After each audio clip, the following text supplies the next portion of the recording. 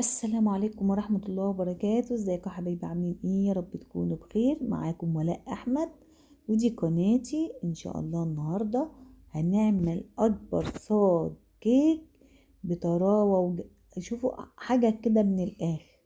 قبل ما نبدأ كلامنا نسمي الله ونصلي على الرسول. اللهم صل وسلم وبارك على سيدنا محمد عليه افضل الصلاة والسلام. جربيها بالطريقة دي وهتعجبك. يلا نخش على مقاديرنا الجميلة ونقول مكوناتنا. الكيك العالمي بصراحة عمري ما شفت زيه. معايا حوالي 4 كوبايات من الدقيق، طبعا عليهم 2 باكت بيكنج باودر، وعليهم رشة ملح صغيرة كده. وهنقلب المكونات دي في بعضها. دي المواد الجافة. هنشتغل بقى في المواد السائلة بتاعتنا، وهي عبارة عن 4 من البيض، عدد من البيض طبعا بدرجة حرارة المطبخ، طلعيه قبلها من التلاجة. دول 4 بيضات كبار. معايا حوالي 1.25 كوباية من السكر، والسكر ده تبع التحلية. فانيليا المتوفر عندي فانيليا سايلة، حابة تحطي هتحطي باكيتين 2 فانيليا بودر. معايا عصرة ليمونتين، طبعا منضفاهم من جوه وغسلاهم عشان البذر طبعا، ولو في اي بذر وقع منك شيليه. هننزل بقى معايا هندمج المكونات دي الاول في بعضها كده. طبعا ممكن تشيلي كل الحاجات دي وتحطيها في الخلاط. معايا 1.5 كوباية من السمنة البلدي، او زبدة او سمنة على زيت او زيت، اي مادة دهنية عندك.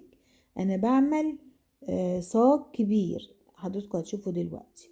وهنزل بحوالي نص كيلو من الحليب، عبارة عن كوبايتين. بالهند بلندر بتاعي او بالخلاط او بالكبة المتوفر عندك. هندمج المكونات دي كلها كده في بعضها لغاية لما يديكي كريمي، ولون الخليط بتاعنا بقى ابيض كده بالطريقة دي. ما تنسيش معلقة الخل، وحطيت كمان رشة من الفانيليا البودر. بصراحة ما تدمجي البودر مع السايلة بتديك طعم تاني للكيك.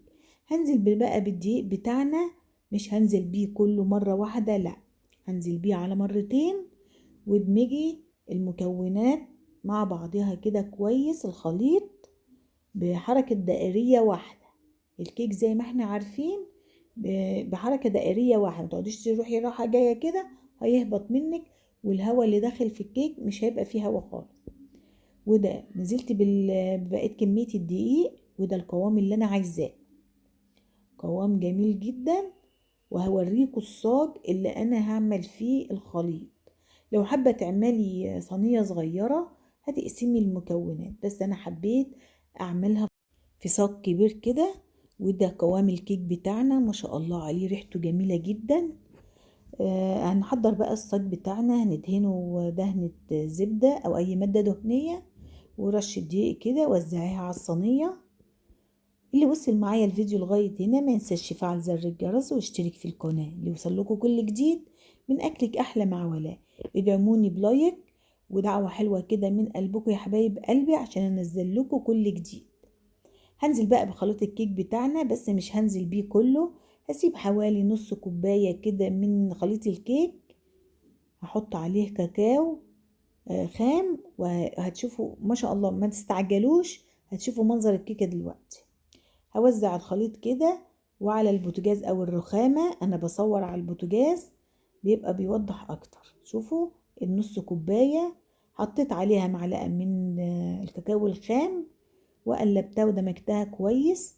وهنزل بقى احط على في الصينية بتاعتنا بالطريقة دي بالمعلقة كده. وحطي خليط الكاكاو ده ما شاء الله بيخلي الكيكة شكلها جميل، وطعمها ما شاء الله عليه حاجة كده روعة. اللهم صل وسلم وبارك على حبيبنا محمد عليه أفضل الصلاة والسلام. بعصاية شيش طاووق أو خلة أسنان أو أي شوكة عندك، اعملي كده حركة دائرية بتديك شكل جميل جدا للكيك.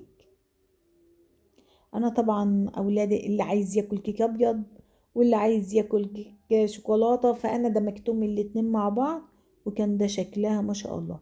طبعا قبل ما بنحضر الكيك زي ما بقول لكم، بنشغل الفرن يسخن على ما نخلص الكيك بتاعنا. شوفوا ما شاء الله حاجة كده. وطبعا تسوية الكيك على درجة حرارة 180 درجة في الرف الوسط، واقفلي البوتاجاز حوالي كده، خدت مني سوى تلت ساعة. شوفوا ما شاء الله طلع روعة وجميلة. عسل مربى حابة تدهني، انا هدهن نصها وهسيب نصها. كان متوفر عندي عسل، دهنت كده بالفرشة بتاعتنا، ومعايا معلقتين من جوز الهند او اي مكسرات عندك حابة تحطيها، اللي متوفر عندك حطيه، حابة تسيبيها سادة دي حاجة ترجع لك. ما شاء الله كان ميكس جميل جدا وطعمها روعة. شوفوا الجمال والحلاوة.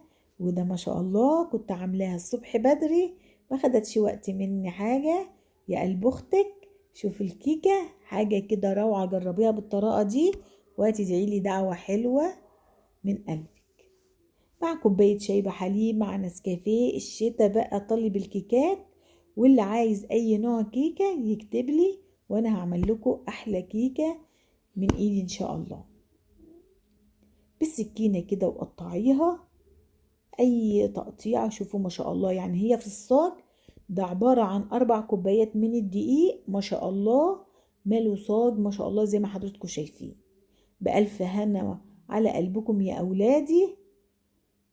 شوفوا ما شاء الله، شوفوا قوام الكيك، يعني دي لو هتحطت في صاج صغير هتبقى مرتفعة ما شاء الله عليه. شوفوا حتى عصرة الليمونة بتخلي معاكي الكيك أبيض مش غامق، لا شوفوا، ومعلقة الخل. شوفوا الكيك لسه سخن وبيدخن. شوفوا الجمال، حركة الكيك الشوكولاتة اللي احنا حطيناه عمل ميكس بين القطعتين، حاجة كده روعة. يلا نفتحها واوريكم شكلها من جوه. مش شرط تكون معاكي عالية علشان تقولي ده كيك، لا. شوفوا ما شاء الله عملنا صينيتين في صاج واحد، وده كان ارتفاعها ما شاء الله عليها حاجة كده روعة. شيروا لكل حبايبكم واصحابكم يا اخواتي. شوفوا ما شاء الله، اللي عليها عسل او مربى متوفرة عندك، اي حاجة حابة تسيبيها سادة زي ما قلتلك. شوفوا الجمال. اللهم صل وسلم وبارك عليك يا حبيبنا يا رسول الله. شوفوا الجمال والحلاوة ما شاء الله، الله أكبر. احنا كنا بنعملها غلط زمان. شوفوا الجمال، اعملها بالطريقة دي وهتدعيلي. وده كان فيديو النهاردة يا حبايب قلبي، واشوف وشكم على خير ان شاء الله في فيديو جديد. كانت معاكم ولاء احمد من اكلك احلى مع ولاء، والسلام عليكم ورحمة الله وبركاته. يا احلى واجمل متابعين، لايكات كتير وشاركوا الفيديو بالله عليكم، ودعوة حلوة من قلبكم. سلام.